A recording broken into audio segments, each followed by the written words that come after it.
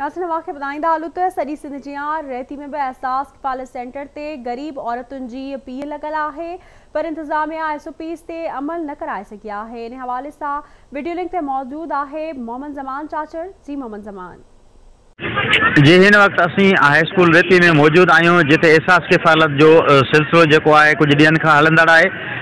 हिते जी हालत इहा आहे त तव्हां ॾिसी रहिया आहियो त SOPs जेको बि अमल दरामद थींदे नज़र नथो अचे। सवनि जी तादाद में औरतूं जेकियूं आहिनि गुतम गुता नज़र अची रहियूं आहिनि ऐं उन्हनि सां गॾु आयल त जेका मर्द आहिनि, सवनि जी तादाद में मर्द बि मौजूद आहिनि, जेका पंहिंजी अमड़ियुनि भाइरनि खे वठी हिते एहसास किफ़ालत जी रक़म वसूल करण लाइ पहुतल आहिनि। उन्हनि सां बि असांजी ॻाल्हि ॿोल थी।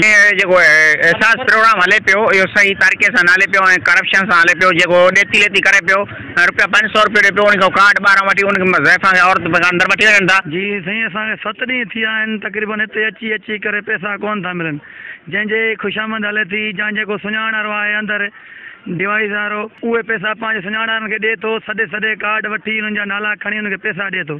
बाक़ी जेके 7-8 ॾींहंनि खां अची रहिया आहिनि उनखे पैसा बिल्कुलु ई कोन था मिलनि। असांखे चौथों पंजो ॾींहुं जॾहिं खोड़ शुरू थियो आहे, असां अचणु शुरू कया आहियूं। असांखे धिका मुका ॾेई ॿाहिरि कढियो वेंदो आहे। असां ईंदा आहियूं खैंजू खां।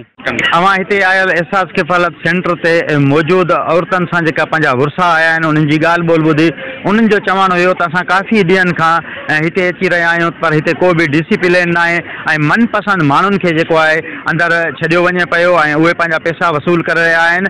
ऐं हुननि इहा अपील कई आहे त DC साहब खे त हिकु दफ़ो ॿीहर जेको आहे रेंजर्स मुक़ररु कई वञे, जीअं डिसिप्लिन ते अमल बि थी सघे ऐं पैसा बि माण्हुनि खे बाआसानी मिली सघे।